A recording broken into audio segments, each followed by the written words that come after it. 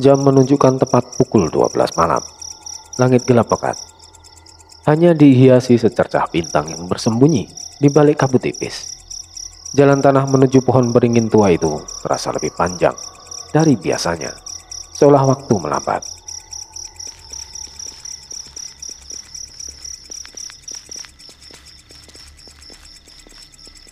Tiga sosok menyusuri jalan setapak yang memudar.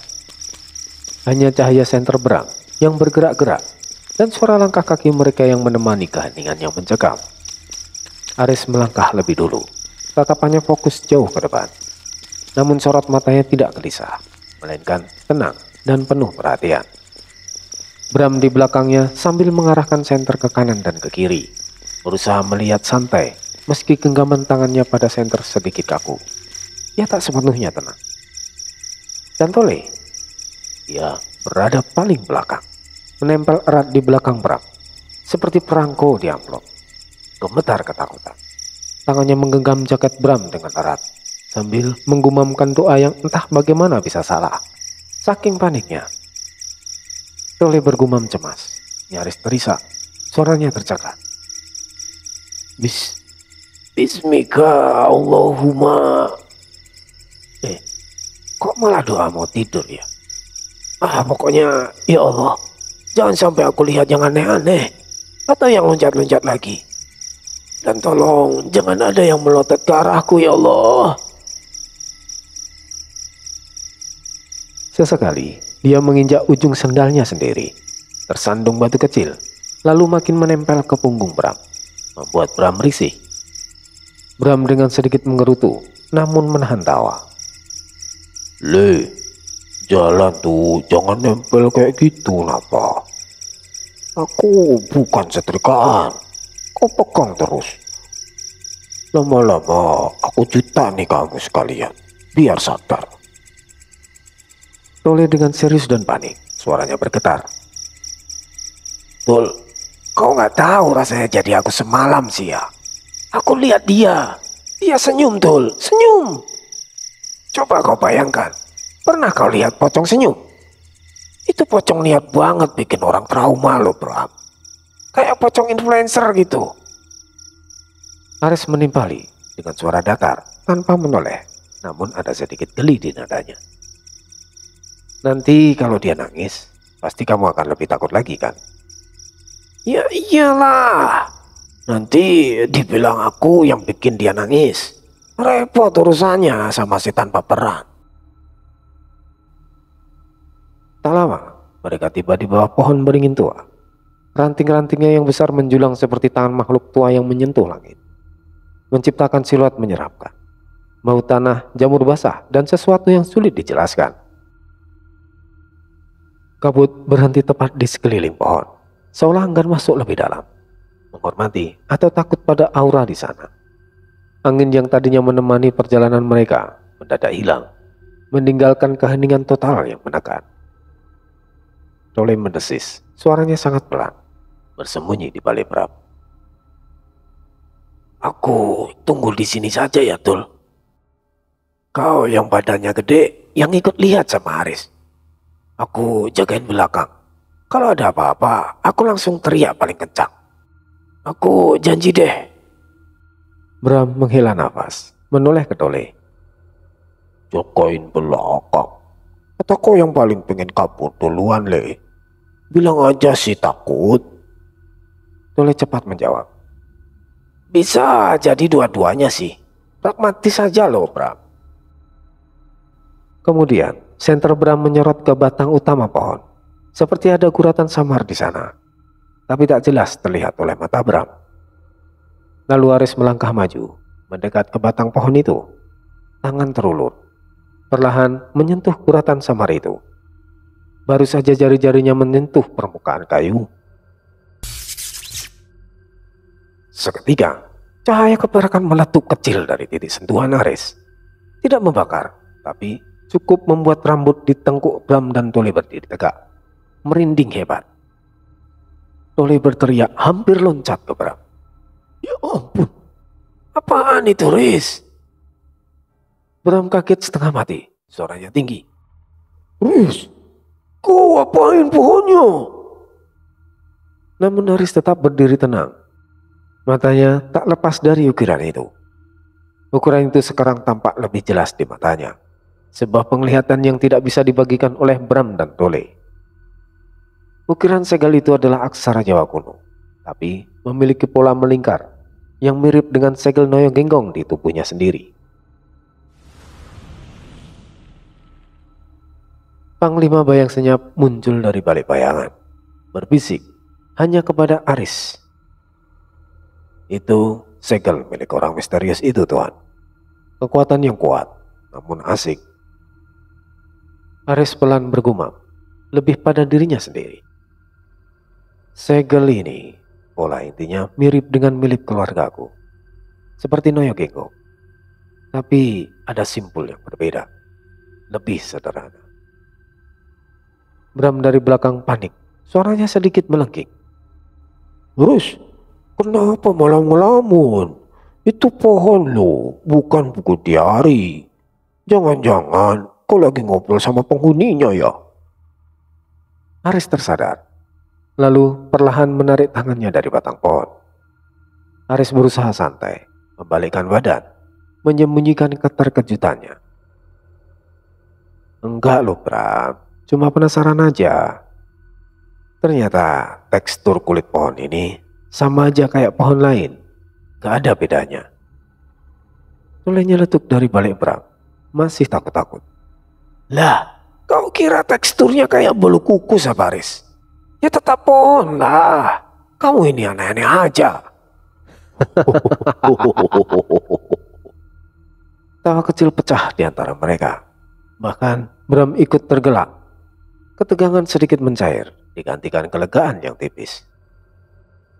Setelah memutari pohon dan tak menemukan apapun lagi, mereka memutuskan untuk kembali, merasa misi telah selesai. Setidaknya di mata Bram dan Tole. Tole masih ngotot sambil berjalan pulang. "Tapi aku beneran gak bohong loh ya. Yang aku lihat semalam itu nyata. Dia ngikutin aku sampai depan rumah, terus ngilang begitu saja." Bram mengejek sambil jalan, menepuk bahu Tole. "Jangan-jangan kamu ngiler pas tidur, Le. Terus mimpiin pocong itu datang. Terus dia jijik, makanya ngilang." Tole kesal. "Gak lucu, Tol. Kalau kamu yang lihat, pasti langsung tarik selimut, sembunyi sambil nangis, sambil baca ayat kursi." Aris masih tenang, tapi nada suaranya sedikit lebih dalam. Matanya menatap jauh ke depan. "Aku percaya kamu lihat sesuatu, Le. Tapi belum tentu semua yang kita lihat itu ingin dilihat." Tole bingung. "Hah? Maksudmu apaan sih, Res?" Bram menepuk bahu Tole kembali, berusaha mengakhiri perdebatan. "Maksudnya lebih baik kita tidur daripada mikirin yang bikin mimpi buruk." Haris hanya diam saja, tetap jalan, tapi pandangannya jauh ke depan.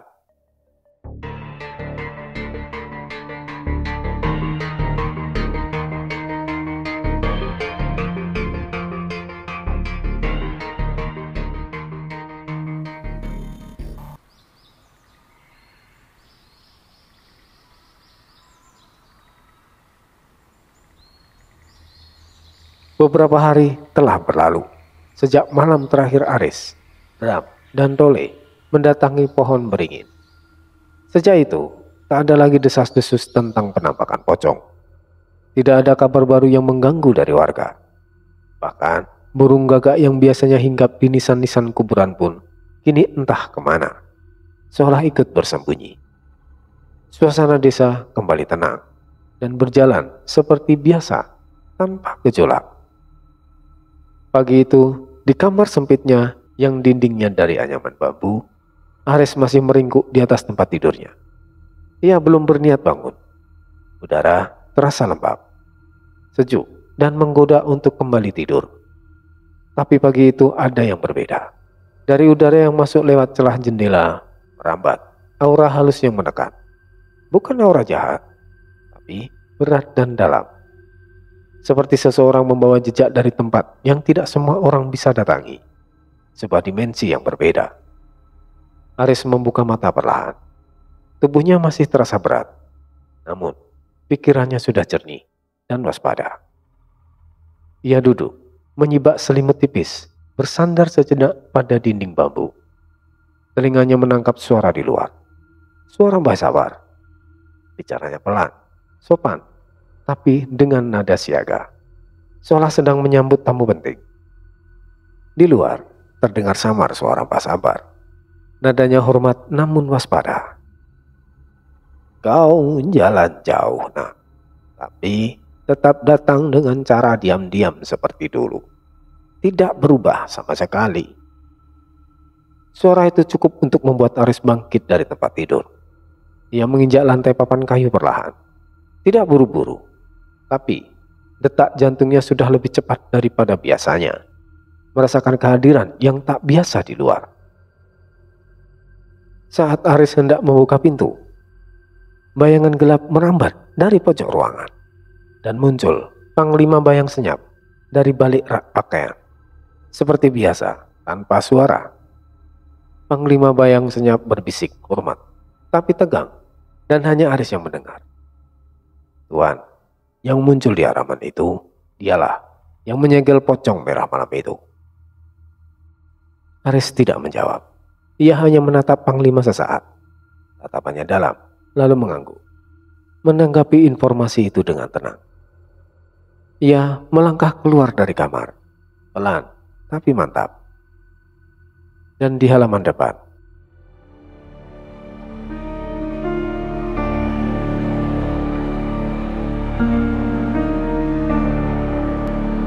di bawah cahaya matahari pagi yang masih miring, berdiri dua sosok.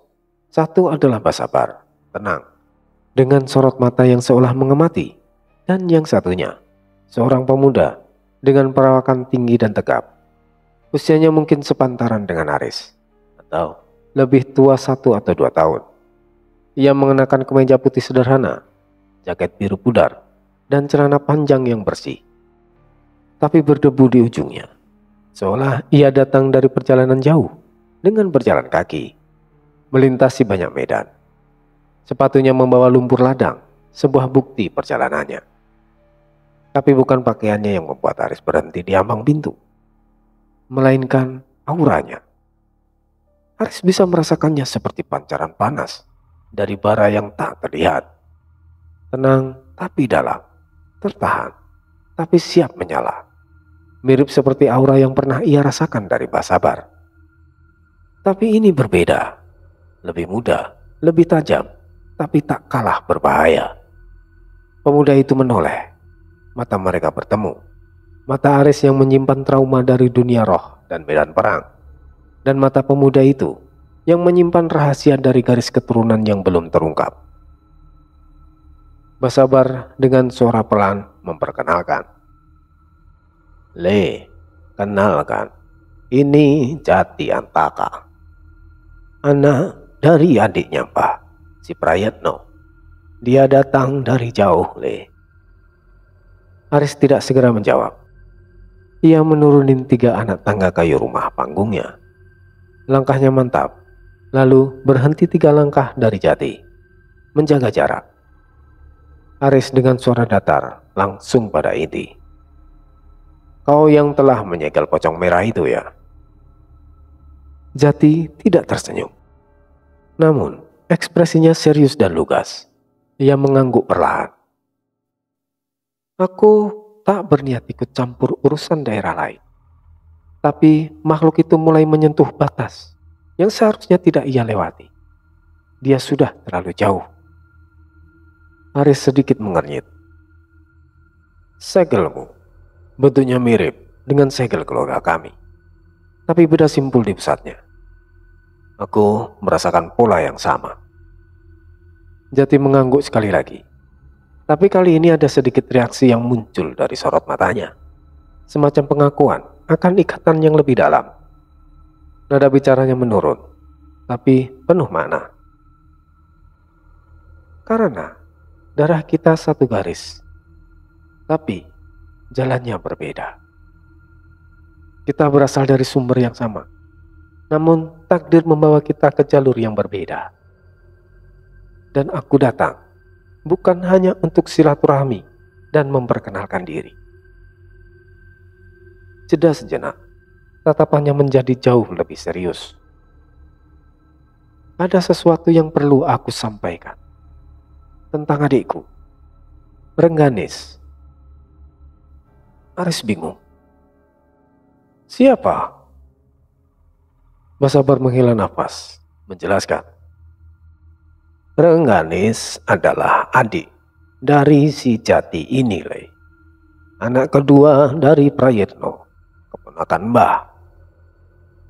Basabar menatap Aris dengan tatapan serius. Dia telah meninggalkan rumahnya setelah cekcok dengan si Jati Antaka ini. Dan kabar terakhir terdengar bahwa dia mungkin telah bergabung dengan Putara Kala, Le. Aris menegang. Nama itu kembali muncul. Putara Kala, bayangan dari kekuatan gelap yang belum sepenuhnya terungkap. Aris mengingat Ratu Wening, mengingat medan perang di Alas Purwo, mengingat bahwa semua ini belum selesai. Ini hanyalah permulaan dari konflik yang lebih besar. Aris dengan suara datar namun syarat implikasi. Kalau dia benar-benar bergabung dengan Putara Kala, maka ini bukan sekedar urusan keluarga lagi. Ini urusan yang jauh lebih besar. Jati menunduk, suaranya lebih pelan, mengakui beban itu. Aku tahu. Karena itu aku datang bukan untuk memohon bantuan, tapi untuk menawarkan sebuah kemungkinan. Aku akan mencarinya. Tapi jalan itu panjang. Dan aku rasa kau akan sampai ke sana juga. Cepat atau lambat, jalan kita akan bertemu. Kalau saat itu tiba, temui aku.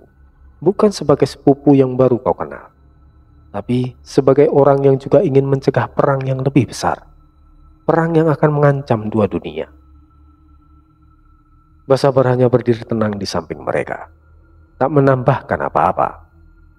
Ia tahu, dua darah muda ini harus saling menguji sebelum benar-benar bisa berjalan berdampingan, menghadapi jalan takdir yang sama. Aris menatap Jati lama sekali, mengukur kekuatan dan niat yang terpancar dari pemuda itu. Lalu mengangguk kecil, tak menjanjikan apapun, tapi tidak menolak. Sebuah kesepakatan diam terbentuk di antara mereka. Sementara langit mulai meninggi dan bayangan kabut kembali menipis. Tanda pagi benar-benar telah tiba, membawa serta janji konflik dan takdir yang baru.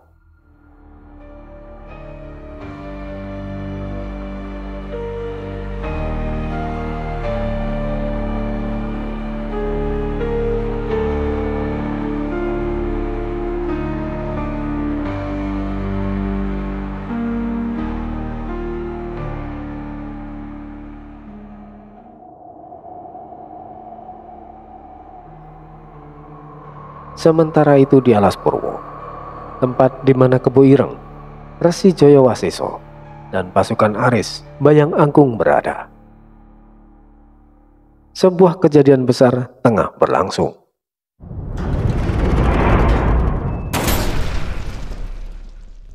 Gerbang batu Niskalapura yang besar perlahan terbuka, menghasilkan suara gesekan memakakkan telinga, suara akar dan seluruh roh yang rapuh runtuh ke tanah, seperti tak kuasa menahan sejarah yang kembali. Penjaga gerbang berbisik pada rekannya, suaranya tercekat dan tak percaya. Itu beneran dia ya? Aku nggak salah lihat kan? Penjaga kedua gugup, nyaris tak percaya. Suaranya bergetar. Kebo Ireng. Tapi bukannya dia sudah lama dinyatakan hilang ya? Sudah ratusan tahun.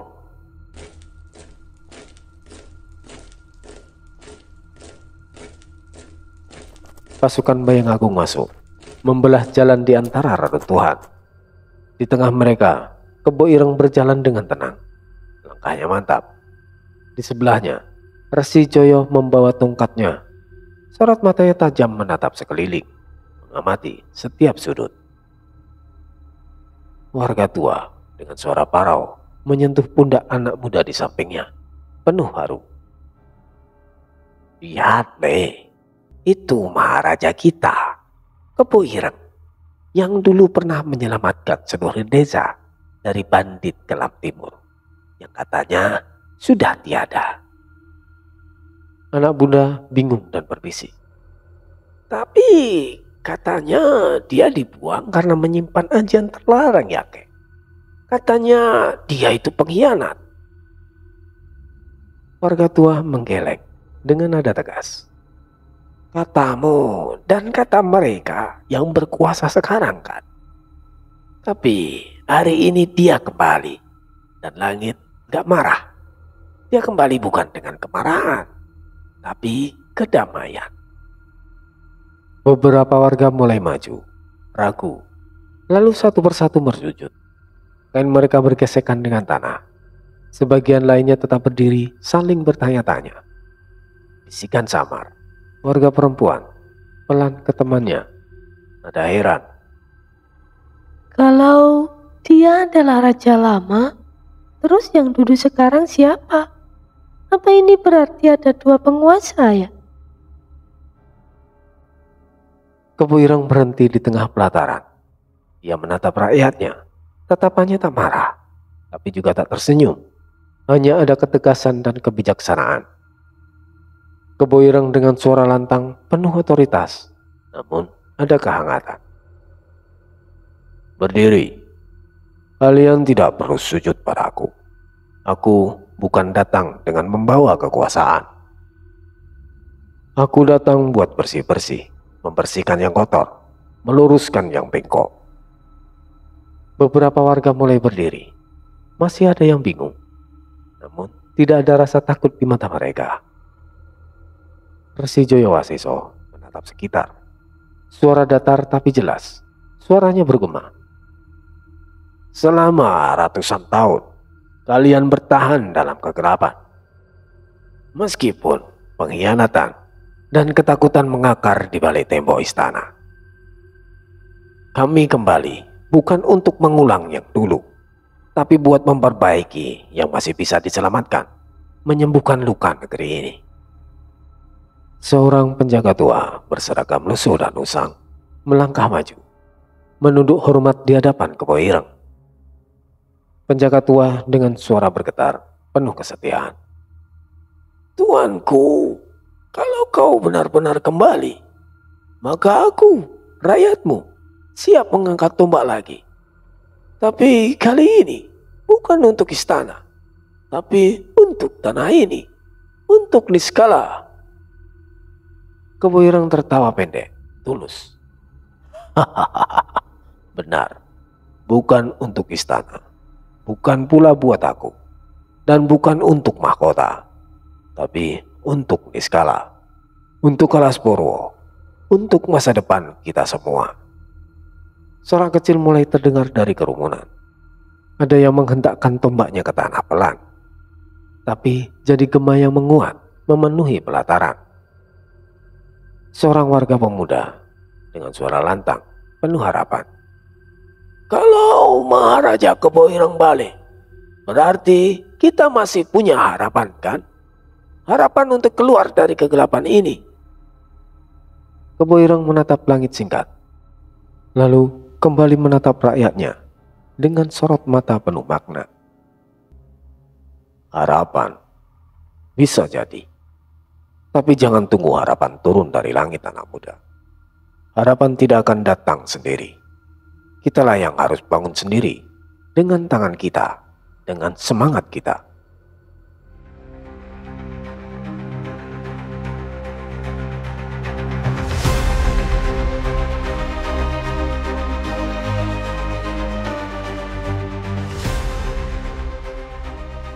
Pelataran mulai dipenuhi semangat baru.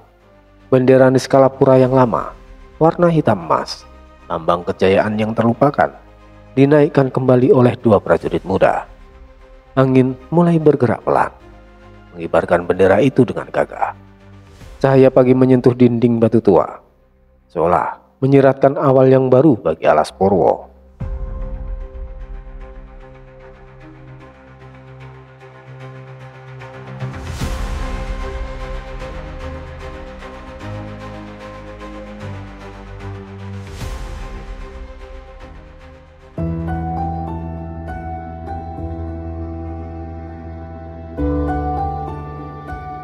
Dalam istana utama Niskalapura, langkah-langkah Kebo Ireng bergema di lorong batu panjang menuju singgasana.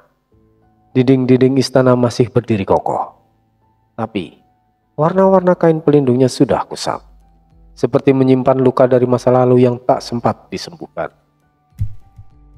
Suara langkah Kebo Ireng yang mantap, namun beresonansi di lorong batu. Hening. Di ujung ruangan, di bawah cahaya samar yang menembus celah jendela tinggi, berdiri sosok yang dulu ia kenal begitu dalam. Sosok yang pernah menjadi separuh jiwanya. Maharani Chandrakirana. Gaun kebesarannya berwarna abu-abu keperakan. Sederhana namun mencolok. Membalut tubuhnya dengan anggun. Rambut panjangnya disanggul rapi. Tapi bukan penampilan yang membuat jantung Kebo Ireng berdetak lebih cepat, melainkan tatapan matanya.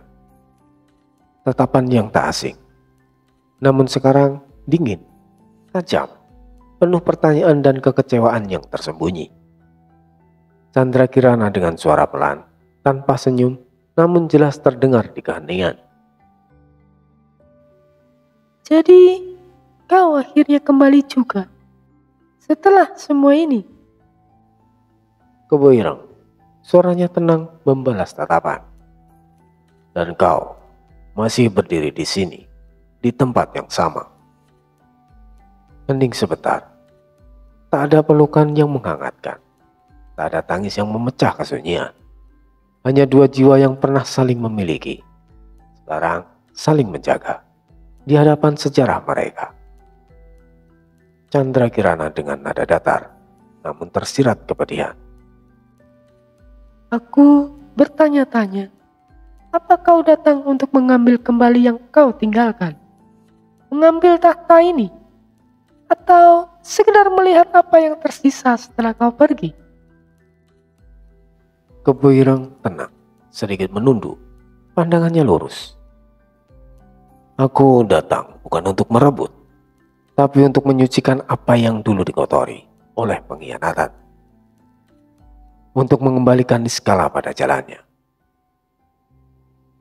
Chandrakirana, suara menajam, ada kepahitan.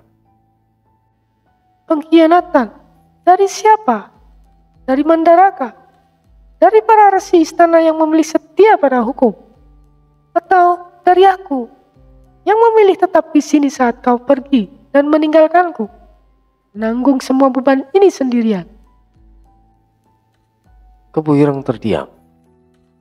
Hening sejenak, lalu ia menjawab pelan.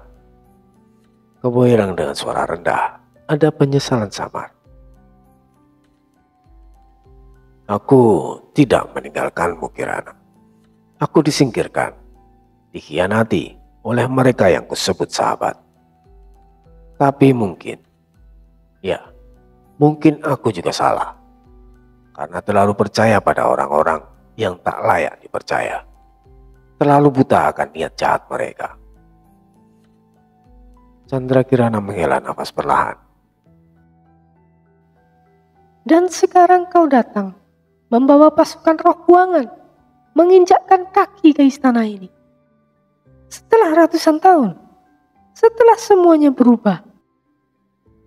Apa yang membuatmu yakin bahwa rakyat masih menerimamu? Setelah semua cerita yang beredar. Kebo Ireng, suara mantap, matanya memancarkan tekad. Aku tak tahu. Mungkin mereka tidak. Mungkin mereka membenciku. Tapi tanah ini butuh dibersihkan dari racun yang mengendap. Alas Purwo butuh dilindungi dari kegelapan yang merayap. Dan kerajaan ini tak bisa lagi pura-pura buta akan apa yang terjadi di balik kabut, akan bahaya yang mengancam. Suasana menegang. Candrakirana melangkah turun dari singgasana.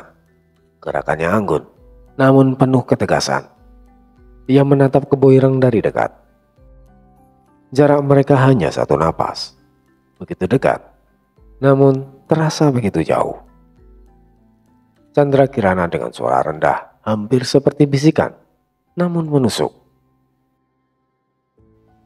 Apakah kau tahu berapa banyak malam aku berharap kau kembali? Bukan sebagai raja, tapi sebagai dirimu yang dulu, yang menatapku bukan dengan beban perang, tapi sebagai pasangan. Kebo Ireng memejamkan mata sejenak. Sebuah desahan nafas tertahan. Ada kerinduan yang tersembunyi. Ia ingin memeluk, ia ingin menghibur, tapi tak bisa. Terlalu banyak luka yang belum sembuh. Terlalu banyak masa lalu yang memisahkan mereka. Kebo Ireng dengan suara tercekat, namun akhirnya ia bicara dengan tekad. Aku tak bisa menjanjikan perasaan yang sama, Kirana. Terlalu banyak yang hilang. Tapi aku bisa berjanji. Aku tidak akan membiarkan kegelapan ini menang. Aku akan lindungi Niskala. Candrakirana menghela nafas. Tatapannya beralih ke singgasana. Lalu ke seluruh ruangan istana yang luas. Kalau begitu, buktikan. Bukan hanya padaku, tapi pada tanah ini, pada rakyatmu, pada setiap jiwa yang menderita. Candrakirana melangkah menjauh, kembali ke tempat peristirahatannya. Tapi sebelum benar-benar pergi, ia berkata tanpa menoleh. Suaranya mengandung pelajaran pahit. Tahta ini bukan lagi soal siapa yang duduk di atasnya, tapi siapa yang sanggup menanggung luka seluruh kerajaan. Siapa yang sanggup memimpin mereka keluar dari kegelapan. Kebo Ireng menatap singgasana kosong di depannya. Ia tidak menjawab. Karena untuk pertama kalinya sejak ia kembali, ia tidak yakin apakah ia benar-benar siap kembali menjadi raja. Beban itu terasa lebih berat dari yang ia bayangkan.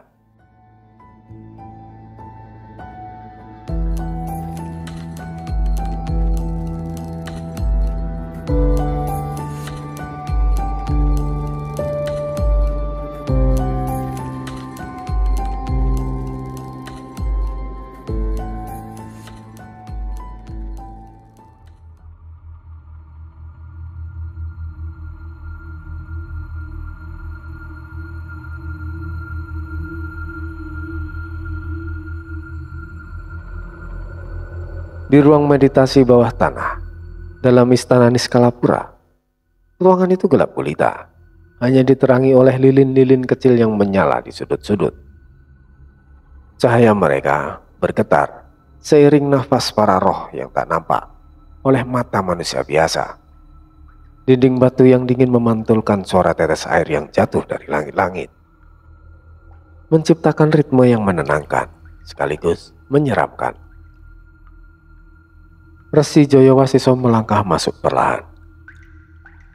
Jubahnya berdesir pelan menyentuh lantai, seolah kakinya tak menginjak bumi.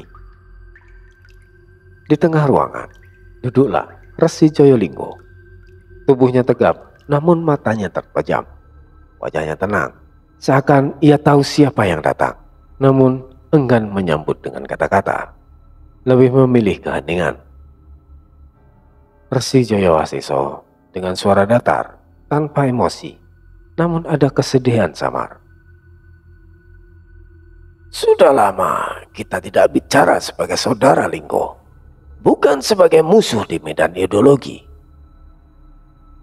Resi Linggo matanya masih terpejam. Suaranya tenang namun tajam. Kau datang sebagai saudara atau sebagai pengawal raja yang kalah? Resi Joyo menyipitkan mata. Ada sedikit nada ketidakpuasan. Kau tahu Kebo Ireng tak kalah. dia disingkirkan dengan restu dari seseorang yang kau bantu, Linggo. Kau bagian dari ini. Resi Linggo membuka matanya perlahan. Matanya tidak menyala seperti api, tapi tenang seperti danau yang dalam, yang menyimpan rahasia dan kebijaksanaan yang berbeda. Resi Linggo dengan suara pelan penuh keyakinan. Zaman lama harus disingkirkan agar zaman baru bisa tumbuh, Joyo. Itu hukum alam. Resi Jayawasiso dengan nada menuduh. Suaranya lebih tinggi. Dengan cara bersekutu dengan pihak luar, dengan membuka celah roh kepada Butara Kala, dengan mengorbankan jalur energi alas Purwo demi kekuatan semu yang kau kejar itu, Linggo. Resi Linggo tersenyum tipis, meremehkan. Roh-roh lama terlalu lambat bergerak, terlalu sibuk menjaga keseimbangan, Joyo, hingga lupa bahwa dunia akan terus berubah dan tidak akan menunggu mereka. Resi Jayo melangkah maju. Suaranya meninggi. Ada kemarahan yang tertahan. Keseimbangan itu yang menjaga dan membuat tanah ini tidak rusak, Linggo.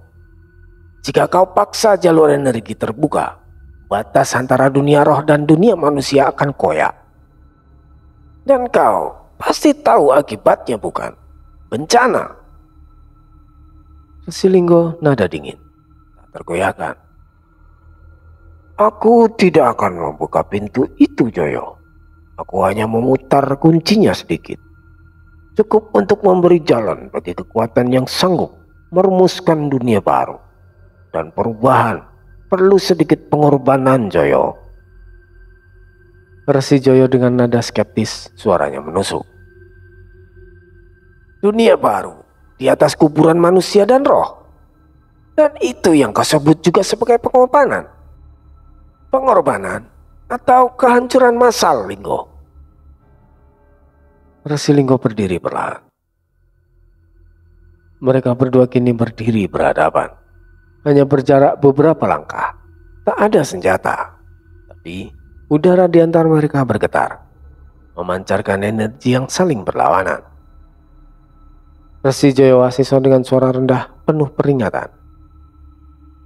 Jika kau terus di jalur ini, Linggo, aku tak bisa menjamin kau tetap menjadi saudaraku. Jalur kita akan terpisah selamanya. Resi Linggo menunduk sedikit, seperti memberi penghormatan terakhir. Namun, sorot matanya tetap tajam. Dan aku tak lagi melihatmu sebagai lawan. Kau hanya bayangan yang masih bertahan dalam malam yang tak sadar pagi telah tiba. Sunyi. Lalu Resi Jayawasiso berbalik pergi. Suara langkahnya bergema menjauh. Kita akan bertemu lagi.